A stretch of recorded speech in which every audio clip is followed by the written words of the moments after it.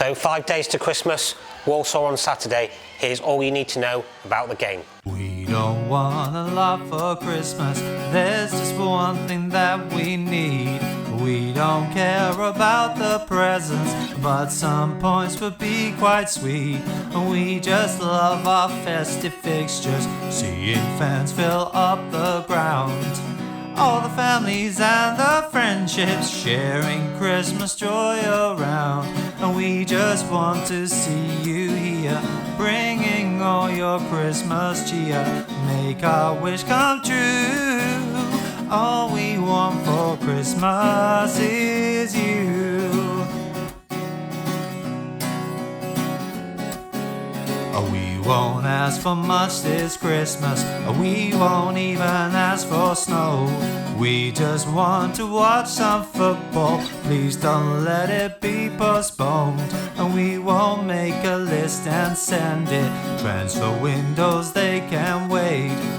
It's time for our supporters, you're what makes our Christmas great. And we just want St. James Park full, that would make our Yuletide cool.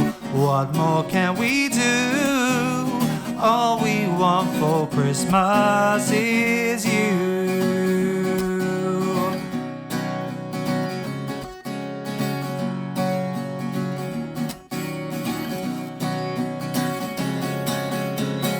So it's just one defeat in 10 for Exeter City and a 1-0 win over Salford last time out thanks to Ryan Bowman's header. Walsall come into the game also on the back of an unbeaten record of 4 games, and they drew with Macclesfield last time out. With some purpose too.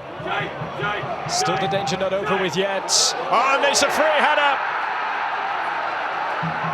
Ryan Bowman, just after half an hour. So City sit second in the table going into the game, knowing that they'll be second at Christmas. We asked Matt Taylor how pleasing that was going into the new year. So there's a lot of different things to look at, a lot of different aspects for the reasons behind the league is the way it is. We're pleased we stayed in touch with Swindon to a certain extent. I think now it's 7 on the bounce. I said last week it was 6 on the bounce. They've been in fantastic form, and for us to be only 3 points behind them suggests we've been pretty consistent. We always want more in terms of this group of players, but you've got to stay close to the pack, as so to speak. And there's so many points up for grabs over Christmas. It's going to change one way or another. And then when you look forward to almost a run-in towards February and March time. Christmas time, season to be jolly, but for the Exeter City footballers it means 4 games in 10 days. We spoke to Jake Taylor about the hectic fixture schedule. Yeah, really looking forward to it. The Christmas period is obviously a vital part of the season, with so many games and so many points up for grabs. And if teams that sort of go on a run around Christmas stands you in good stead going into the last part of the season, as you say. Going into Saturday's game, we're second. And 8 points better off than we were at this stage last season. How pleased are you with the team with that and the improvements you made from last year? Yeah, I think if you continue to improve each year, we had a great start to the season, and then winning 3 in a row really does boost you up the table. And with games coming thick and fast, like I said before, if you can put on a little run together around this time where there's plenty of games to be played, so will stand us in good stead. We'll be in a good position moving forward. We're going to need everyone. There's so many games at the moment coming up, so it's important that the whole squad are ready when called upon, and that's why here we've got a fantastic squad, and whoever plays seems to be doing a really good job at the moment. Make sure you pop into the club shop on match day and get your final Christmas gifts, like this stocking. So we're joined here by legendary Mike Cooper. You've had so many jobs down the years, Mike, at Exeter City. Just run us through your history of here at Exeter City, St James's Park. Okay, well, been a fan since I was a kid. First game was 8 years old, and then was away from Exeter for a long time, 25 years in Birmingham and London. So I used to see all the games, the away games in those areas. That's when you were off doing your music? I was doing music, and then I had a career as such at Royal Mail. And yeah, so bits and pieces here and there. But I came back in 2003. Not necessarily to come back down and do anything with City, but my father was really ill, so I wanted to come down and catch some time with him before he passed away. And because he used to run the supporters club back in the 60s, or used to be on the board of the sports club. I thought I'd come up here and help out, and then when I visited him in hospital, there'd be lots of things to talk about.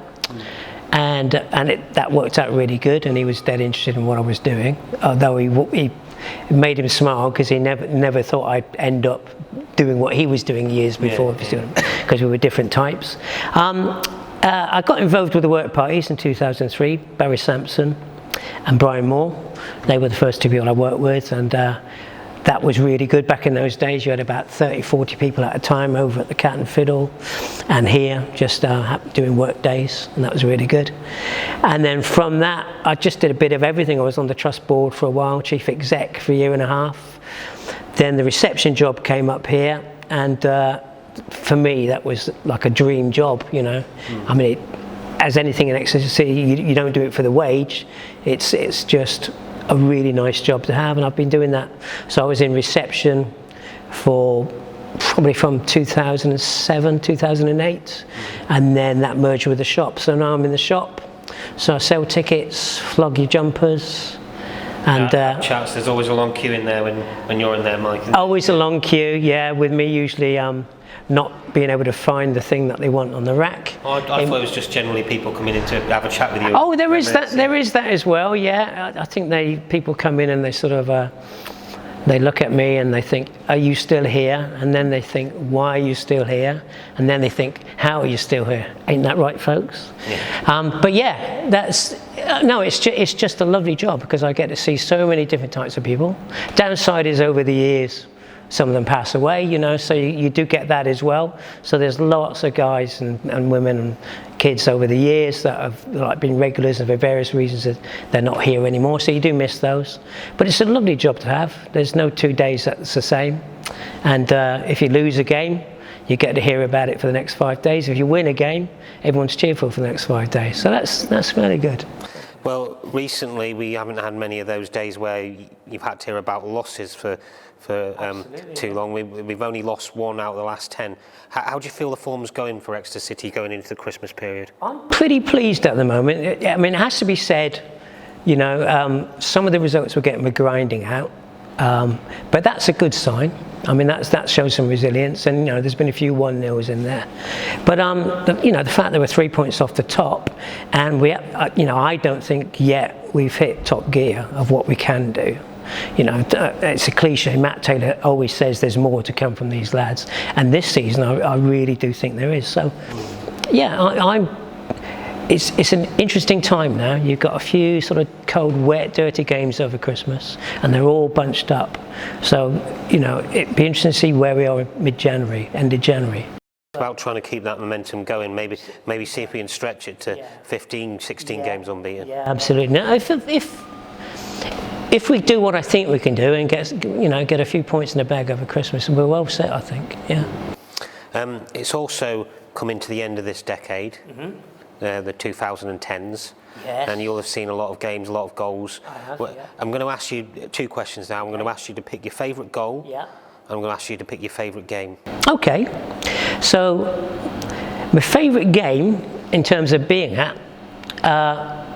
It didn't mean a lot in terms of league position or anything like that, but my favourite game was the Boxing Day game against Torquay when we beat them 4-3. Okay. It had everything really. It had a sending off that was sort of unjust because Tim Sills dived to the ground. It had a moment of like, once we were sent off, you thought, okay, Torquay going to get the upper hand then. And then Jamie Mackey suddenly realised he could score goals and scored a couple of quick goals and put us firmly in the driver's seat. And then Torquay had a rear guard action where they pulled goals back, and it finished as a 7-goal thriller, 4-3, which and a nice full ground. Everyone in good voice, yeah, just perfect. Yeah, it's good Boxing Day. Perfect Boxing Day game. We're Yeah. expecting the Newport. Yeah, absolutely. If the Newport's anything like that, it'd be great. Yeah. Yeah. And favourite goal? Favourite goal in terms of how it was done was Neil Saunders. He wasn't with us very long because he had an injury, but there was a goal. I remember it being kicked out by the keeper, and I don't think it even touched the ground. I think he just got hold of it and then wallop long range in the back of the net. So it was just wonderful to watch. Favourite goal in terms of being here and because of the impact it had was Ryan Harley against Huddersfield getting the second goal, because we went behind so early in that game, and there were so many people saying to me, we're not going to do it, we're going down, and then to turn it around and just, I swear there was like a half a second of silence when it went in, and then the big bank just exploded, and it was fantastic. And that hardly touched the ground as well. And Big Matt Taylor was on the score sheet that day as well with the equaliser. Yeah, absolutely. He had, if I remember, he had mixed fortunes that day, didn't he? Because I think he might have been at fault for the first. Yeah, but he more than made.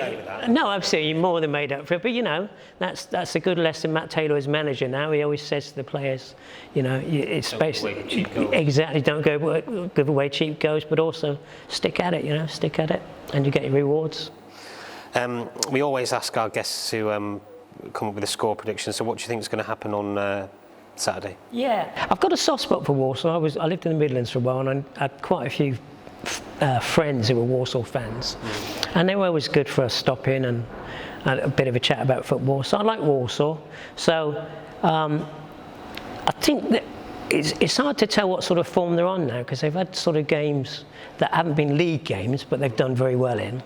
But I fancy us. I think at the moment, the fact that we got a 1-0 win at Salford, and it was under par, and we've had 2 league wins before that on the trot. I think we'll do it, and I think there'll be a couple of goals in it. So a couple of goals distance. So I would go for. See, Johnny Maxted will hate this because I should go for 2-0, but I think it'll be 3-1. 3-1. So that's Mike Cooper's prediction: 3-1 to Exeter City. That's all from Park Life. All right. Cheers.